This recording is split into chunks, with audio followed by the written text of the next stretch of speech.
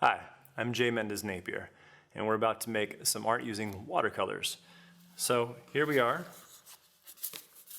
artist inspired, artist made, episode 2, and we need to look at paper. Copy paper, it's great for drawing. Doesn't work so well with water. You'll see in a moment what happens. A little bit thicker, more mixed material paper, good stuff. And again, if you're listening, the more bass you can hear inside of that paper, the better it's going to be for something like watercolor. So I'm going to use this one. It's heavier weight. It's actually listed as watercolor. Once again, mixed media paper will work. Construction paper, it's not going to work. It's going to turn into mush. Copy paper is going to rip and tear. And what you'll end up having is also pitting in the paper that is really not a good look. So use what you have. It's all good. What I want to do though, because I'm using water and because water actually warps all paper, is I'm going to tape it down. As far as taping something down, masking tape will work. It's going to be way better than a clear transparent tape. If you have painter's tape, blue, green, whatever it is that you have, that would be better. When you peel this back, it's not going to tear the paper. But no matter what you use, it's probably going to pull off a little bit of something there. There is what is called artist tape. Super fantastic. It's designed to peel off without having any issue on the edges. One of the things that I've recognized with most people is they say, I'm not really a great artist. I can't draw a straight line. All of the people I make are stick figures. And I'm thinking, awesome, this is why you're in my class, so I can teach you a few things. That said, that stick figure could be really, really cool. That straight line, why? Why does it need to be straight? And you know, you could use a ruler. So what we're gonna do with watercolors is kind of take on the same vibe. I am, speaking of artist inspired, pretty big on these people who are working in color field. Mark Rothko, Helen Frankenthaler, Morris Lewis, to die for, love this guy. And even Mark Chagall does a really great job of laying color down and not really worrying about what it's doing. So I can use my brush if I want to, or I can just put some water on here and allow it to do what it wants to do. Speaking of our watercolors, it's okay. Our school is not broke. I actually choose to leave this around. Students will look at this and they'll say, this is horrible, there's no paint in there. The color I want is not there. There's no blue.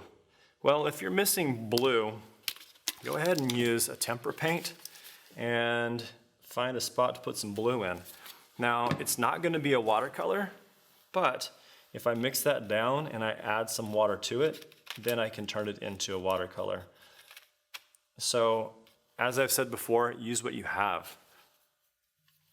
Looks like blue watercolor to me. If I touch the paper with that, depending on how much I touch, how much water I put on there, how much paint I put on here, I'm gonna have a pretty cool effect. Students dig this kind of stuff.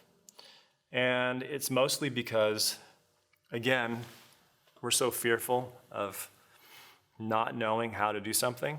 Every once in a while, you just need to go ahead and go for it. So this is the better watercolor paper. This is as well. This is the mixed media paper. And here's that pitting I was talking about. Once again, I do have better watercolor paints. This one's pretty fantastic. And out of the 40 trays that I have sitting around, everyone's looking for this one. They think it's the only one to live for. I always work with 2 cups of water. I gotta wash out my brush, and then I wanna make sure that it's absolutely clean. So I'm gonna use that clean water, and I'm ready to go again. All you really need to get this going is a drop in each one, depending on what it is that you want to use. I love cool colors. aka the ones that are not warm colors.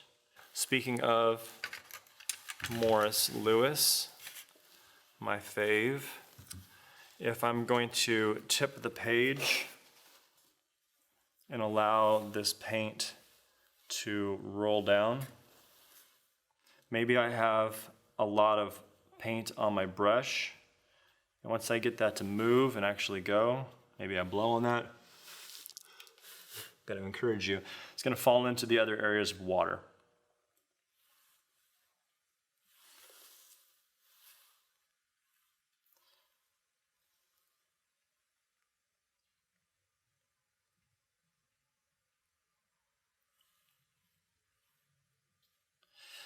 Again, sometimes people just want to use a brush stroke and actually move it around. That's fine. I'm okay with that. But I really appreciate and enjoy random. So much so that when we start this project, we very often just grab a little bit of water. It helps if you have a big brush, but if you don't have a big brush, you can have a small cup of water. Let's just see what happens here. Let's not worry about anything.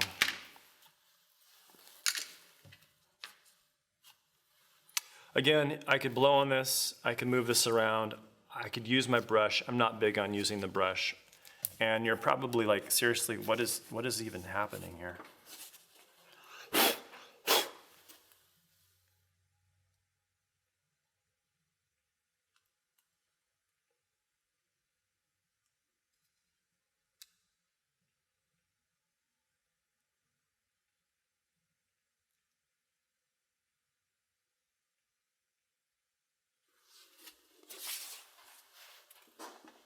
Did I tell you to get your paper towels out?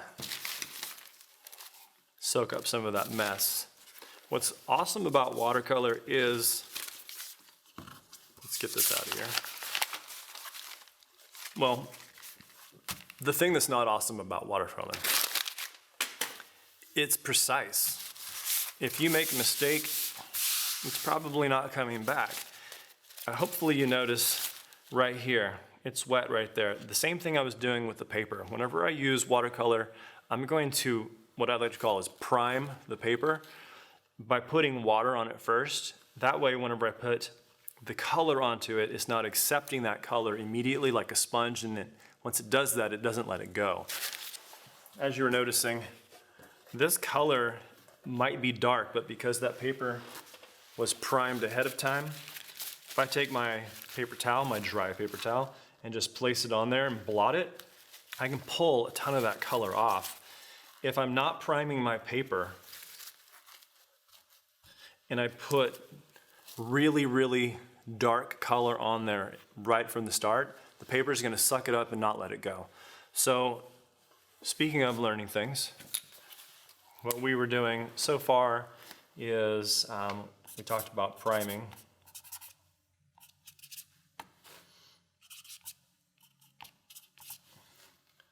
All right, cool. And the other thing that we've been up to, by the way, that's with H2O, just in case you thought I was writing something super strange, is to do a watercolor wash. A wash is truly mixed down. Water in the brush, water in the palette, water on the paper, to a place where it's not dark. Example, this is dark. There's really no water in here. It's pretty much just paint, and therefore it's really not watercolor at all. This is more of a watercolor, and you can see it already bleeding into that. And if I take a paper towel over this, the wash will come out and be really, really light, where if I didn't do that, it's going to be darker. All right, so let's get to the project. This is from a ways back. You can see again this really light watercolor wash, and this was drawn over the top of with pencil. I believe this is probably a 4B pencil, much darker than a regular 2B.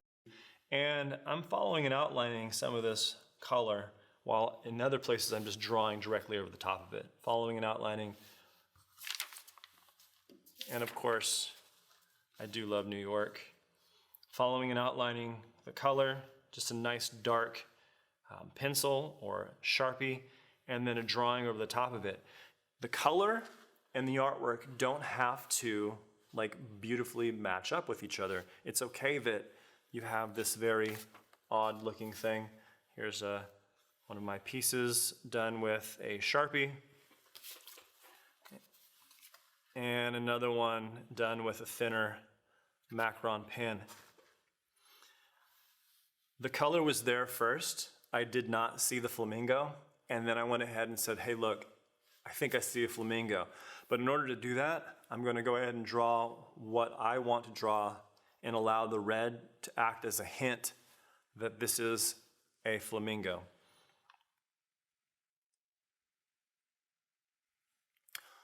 All of those drawings are based off of random color. Color goes in, take a moment, let it dry. You can't work on it, let this dry.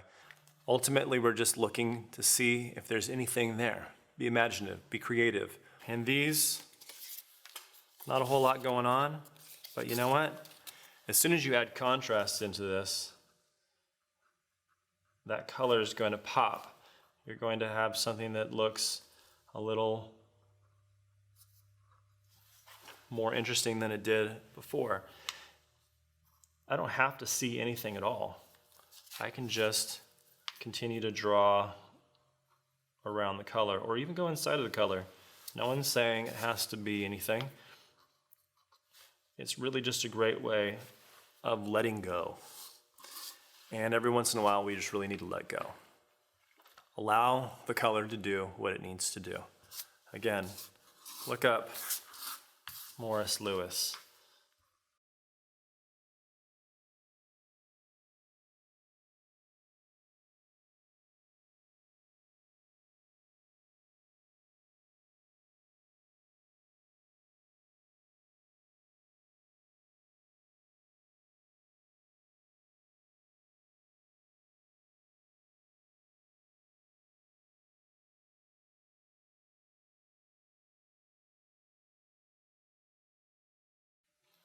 For those of you who travel, this is Vatican City, looking at St. Peter's Square with St. Peter's Basilica in the background, because who doesn't love Italy?